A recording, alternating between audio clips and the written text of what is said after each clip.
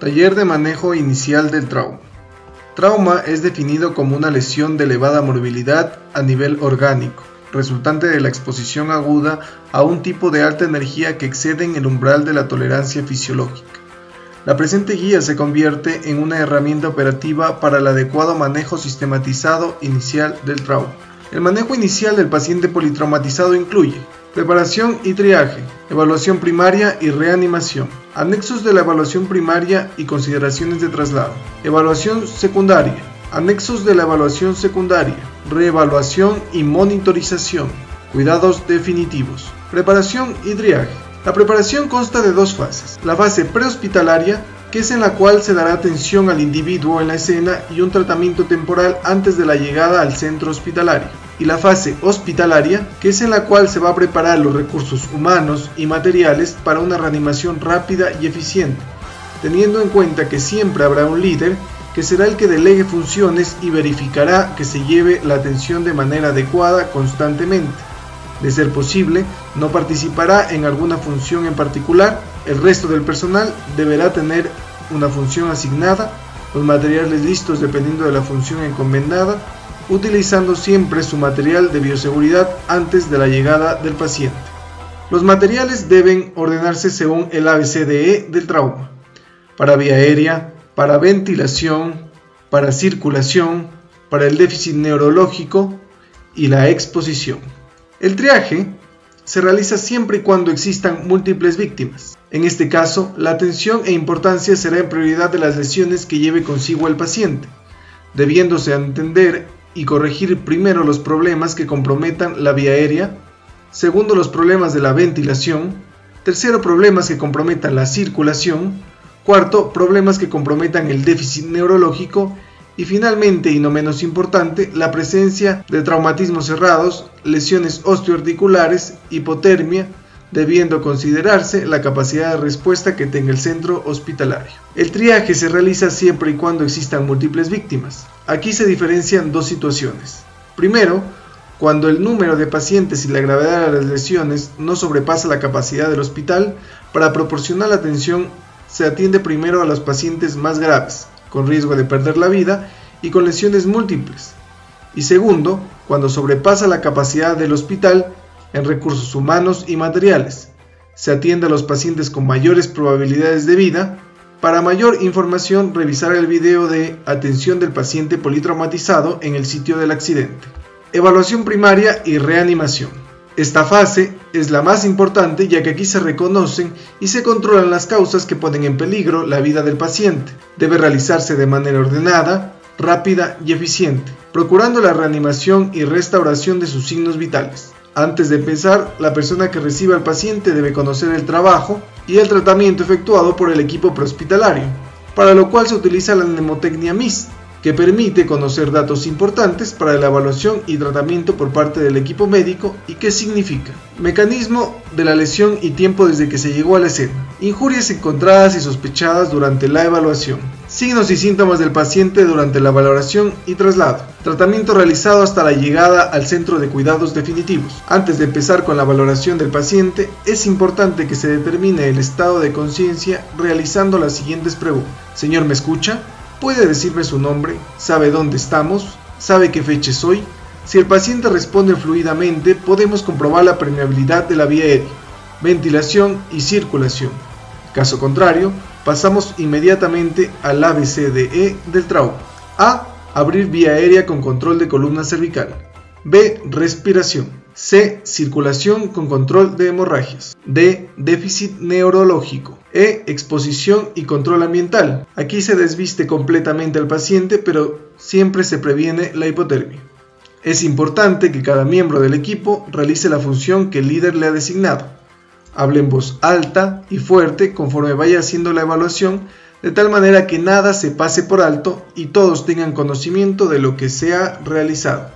Hay que tener en cuenta también que siempre deberá pedirse el consentimiento informado al paciente o familiares sobre cualquier procedimiento a realizar.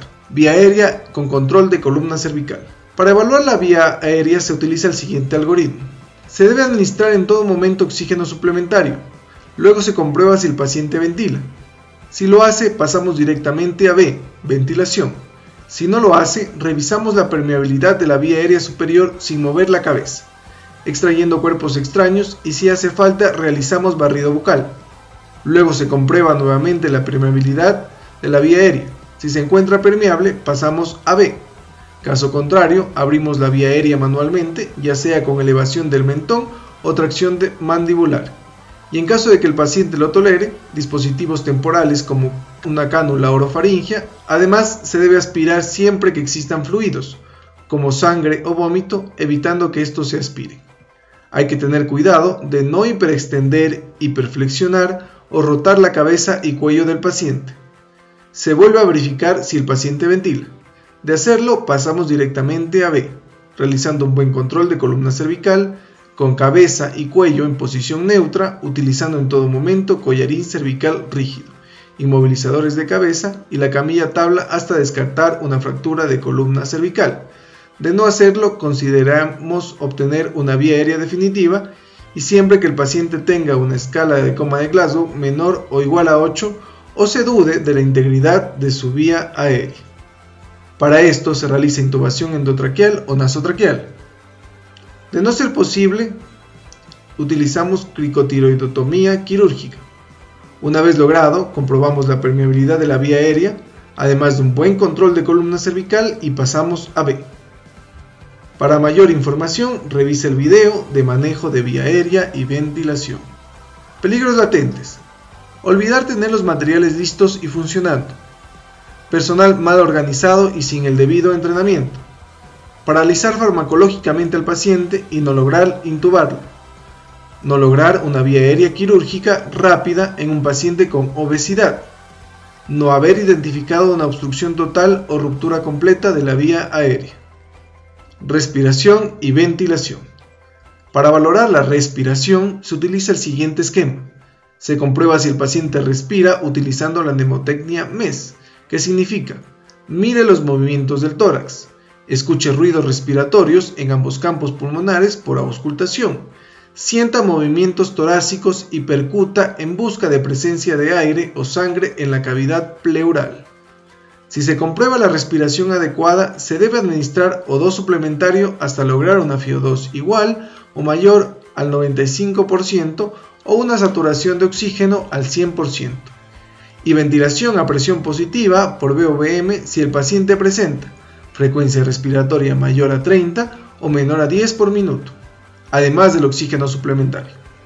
Si el paciente mejora, se mantiene el oxígeno suplementario hasta lograr una FiO2 igual o mayor al 95% o la saturación de oxígeno al 100% y se continúa con C, circulación. Si no mejora, se debe buscar una vía aérea definitiva.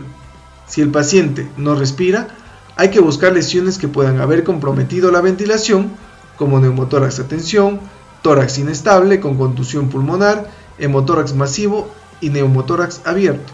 Se comprueba o se descarta su presencia apoyándonos en métodos de imagen. Se trata y se revalora.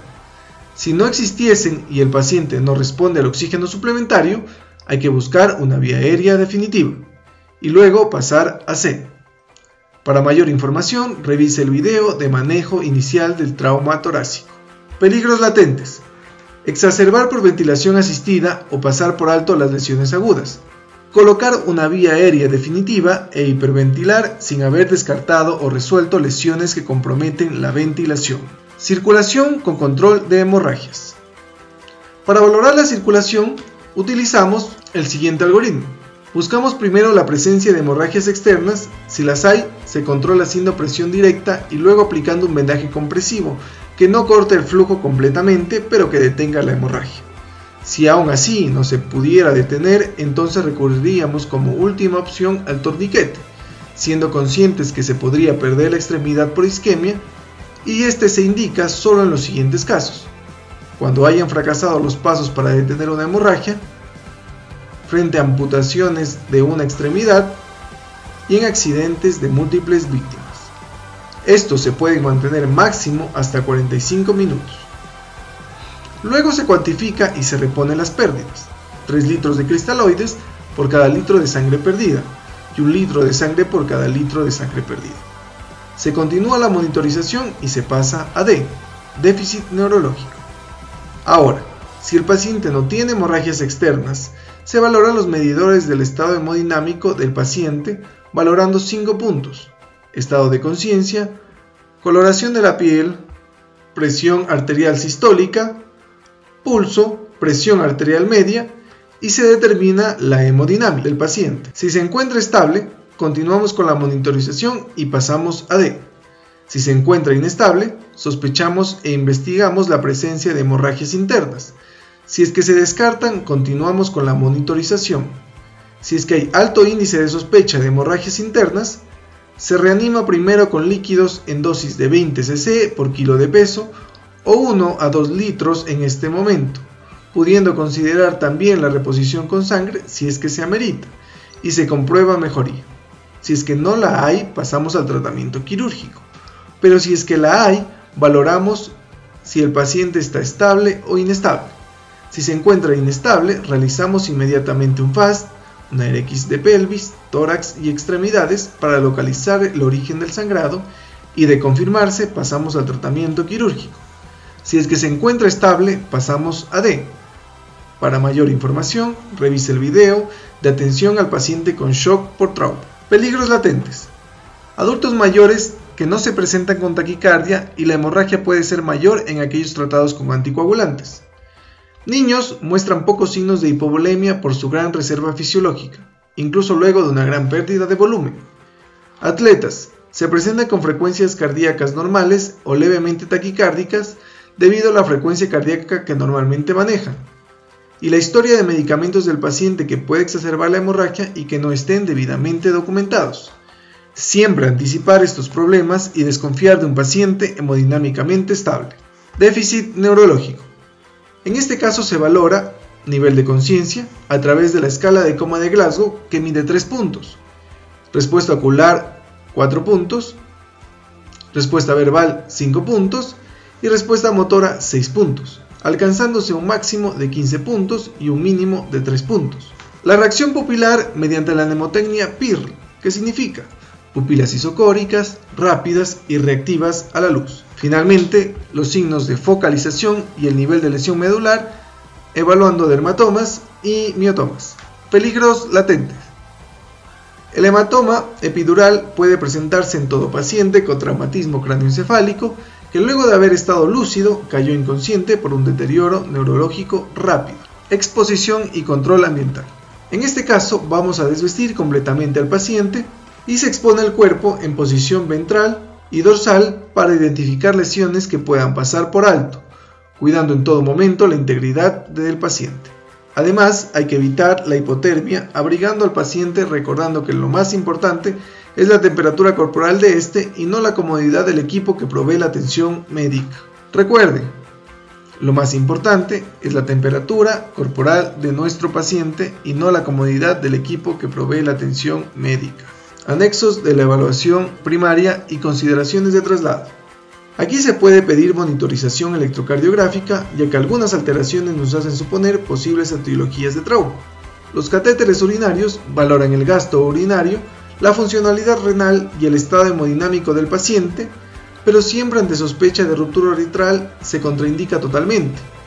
Las sondas nasogástricas reducen la distensión gástrica y el riesgo de broncoaspiración, pero entre sus contraindicaciones tenemos obstrucción nasofaringeo esofágica, traumatismo maxilofacial severo, sospecha de fractura de la base del cráneo, sospecha o evidencia de perforación esofágica, coagulopatía severa no controlada, inconsciencia.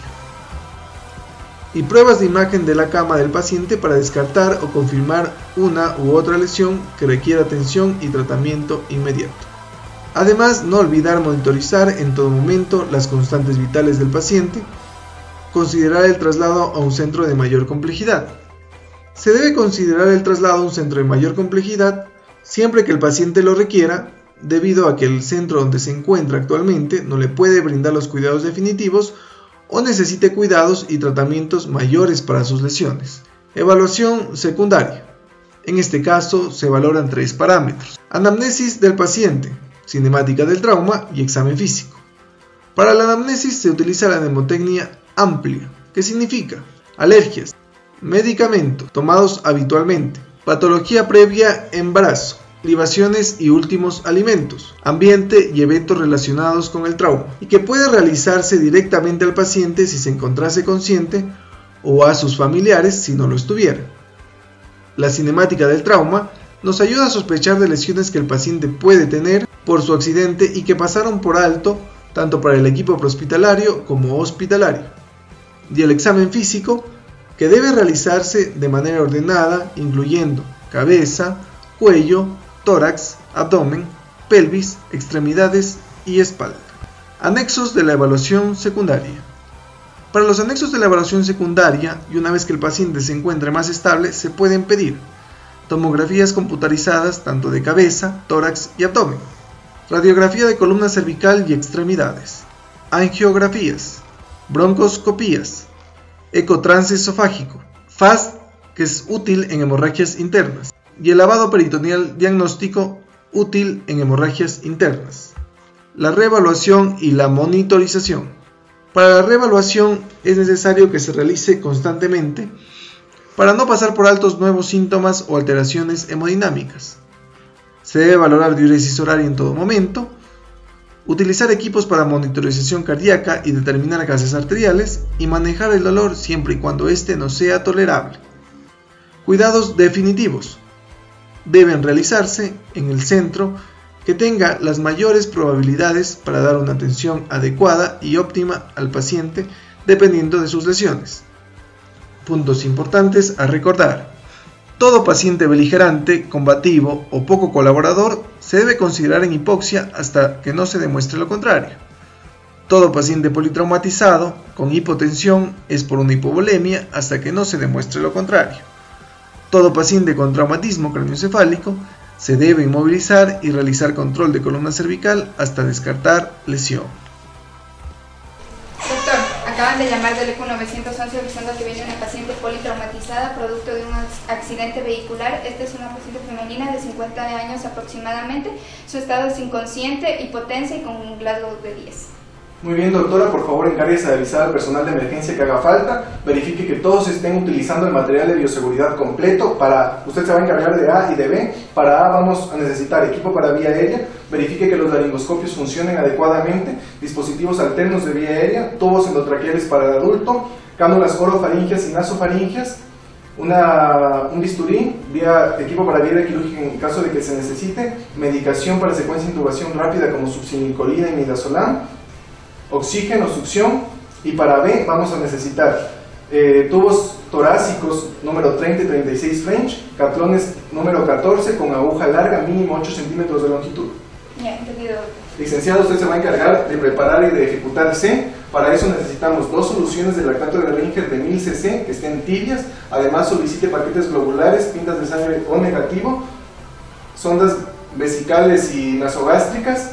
Verifique también la disponibilidad de una cama, de un monitor, el coche de paro listo en el lugar, y también solicite FAS por si acaso necesitemos hacerlo. Ya, muy bien, doctor. Y usted, señorita interna, por favor se va a encargar de D y de E. Para eso necesitamos lámpara pupilar, martillo de reflejos, frazadas, además una camilla tabla, movilizadores de cabeza, collarín cervical rígido, reatas y todo lo que nos haga falta para pedir tipos de sangre. Y además avise por favor al personal de rayos X y de laboratorio que estén listos por cualquier examen de emergencia que se necesite. Entendido, doctor. Muy buenos días, doctor. Le traigo una paciente politraumatizada de aproximadamente 50 años de edad. Doctora, por favor encárguese de revisar la vía aérea del paciente, haga control de columna cervical. Licenciada, por favor encárguese de revisar la permeabilidad de la vía que lleva el paciente. Además, canalice 2 vías más con solución de lactato de Ringer. Utilice catlones cortos de alto flujo. Tome muestras para biometría hemática completa, glucosa, urea, creatinina, pruebas cruzadas, pruebas de coagulación, tipo de sangre y gasometría arterial. Muy bien, doctor. Señorita interna, por favor verifique que no haya contraindicaciones para sondaje vesical y coloque una sonda. Sí, doctor. Y monitorice al paciente, conéctelo al monitor, por favor. ¿Cuál fue el mecanismo de la lesión? Debido a un choque frontal entre 2 automotores, aproximadamente 90 km por hora, la paciente se la encontró sin los cinturones de seguridad puestos, airbag intactos y también los parabrisas intactos. Bien, ¿qué lesiones sospechó o encontró durante la valoración? El automóvil estaba destrozado en un tercio de este El paciente estaba atrapado sin poder sacar sus piernas, por lo cual se tocó hacer una extricación vehicular. Se le encontró múltiples equimosis por todo el cuerpo y se sospecha de una hemorragia interna que pudo haberse dado por el trauma torácico o abdominal. Listo, ¿cuáles fueron los signos y síntomas encontrados en la escena y en el traslado? Tenía una frecuencia cardíaca de 120, una frecuencia respiratoria de 35, una tensión arterial de 80-40, una saturación de oxígeno de 88%. El mismo presenta múltiples traumas en lo que es cabeza, tronco y abdomen. No se evidencia ninguna hemorragia externa y tiene un GLaDO 8/15, motor 4, ocular 2 y verbal 2.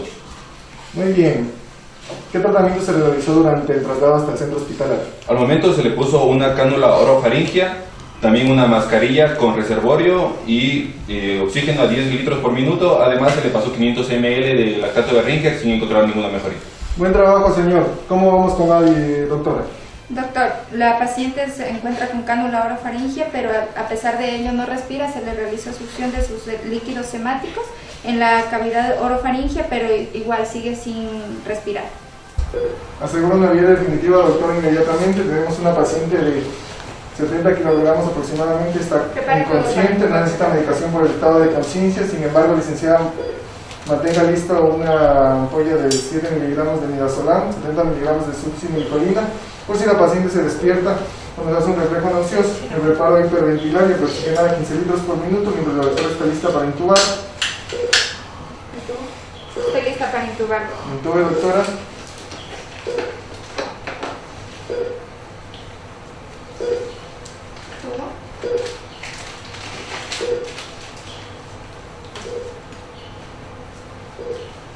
Tubo dentro. Perfecto, ayúdanos a comprobar si está, no fijarán todavía. Tenemos entrada de aire, ahí vamos campos pulmonares.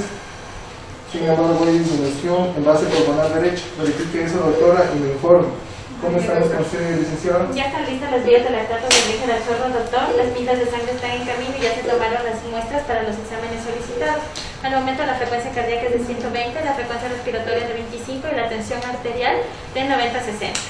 Muy bien, gracias. Y veo que la frecuencia respiratoria mejorado se encuentra en 22 ahora por minuto. Tenemos una saturación de oxígeno del 90% con una FiO2 al 45%. Doctor, no evidencia desviación de tráquea ni ingurgitación yugular. En tórax hay una disminución del murmullo vesicular y percuto una matidez en base pulmonar derecha. Muy bien, ¿qué cantidad de lactato de ringia se ha pasado, dicen?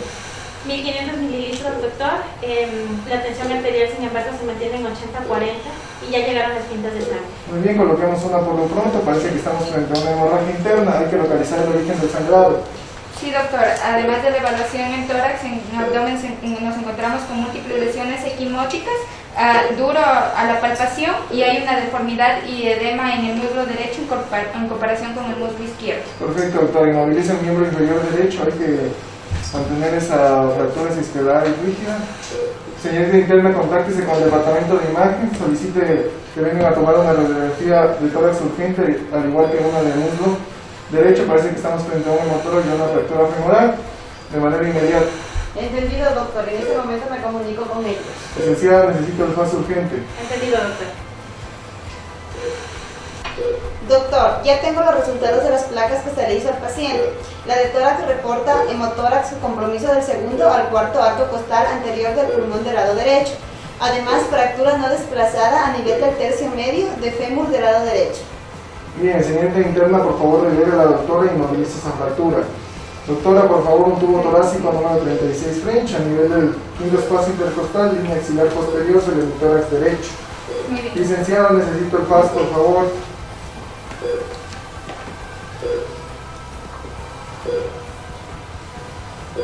Doctor, se evidencia salida de líquido hemático aproximadamente 400 cc. Hasta el momento seguiré cuantificando. Muy bien, signos vitales del licenciado. En este momento la frecuencia cardíaca está en 100, la frecuencia respiratoria 20, la tensión arterial 160 y la saturación de 95. Se han pasado ya 450 mililitros de sangre y 2000 de lactato de ringia, doctor. Bueno, hay que reponer las pérdidas del tubo torácico, por favor. Pasemos al déficit neurológico, por favor, releve, doctora. Paciente al parecer con pupilas isocóricas. son rápidas y reactivas a la luz. La escala de coma de Glasgow se encuentra en 6T, 4 motor, 2 ocular, el verbal no valorable por el tubo endotraqueal. Quedan pendientes de hematomas y miotomas para evaluar. Sigamos valorando, vamos a hacer movimiento en bloque. Ayúdenos por favor. Animando, 2, 3. Aparentemente no se encuentra nada en región dorsolumbar, doctor. Ya hagamos la exposición completa de la paciente. Realiza un examen físico completo, doctora, de la paciente. Señorita interna, vaya donde los familiares ya que la fractura está inmovilizada y realíceles el amplia de esta paciente. Sí, doctor. Doctor, evidencia múltiples hematomas a nivel de la región frontoparietal, deformidad de la tabique nasal más epistaxis. En tórax encontramos una deformidad en parrilla costal, la presencia del tubo torácico a nivel del quinto espacio intercostal, línea axilar posterior. En abdomen se encuentra duro, ruidos hidroaéreos presentes, no evidencio posible fractura a la palpación en pelvis. Hay una deformidad en muslo derecho en comparación con el muslo izquierdo, extremidades superiores y espalda no se evidencia lesión. Muy bien, perfecto. Vamos a obligar a la paciente, por favor, una frazada. Tenemos que mantener una temperatura por encima de los 37 grados centígrados. Ahora que la paciente se encuentra más estable, por favor solicite, señorita interna imagen, una radiografía de tórax para valorar la posición del tubo. De igual manera, una tomografía computarizada de cráneos y de seno paranasales. Además hay que revalorar en todo momento los signos vitales, el ABCDE del trauma y la temperatura de esta paciente. Eso es todo. Buen trabajo, compañeros.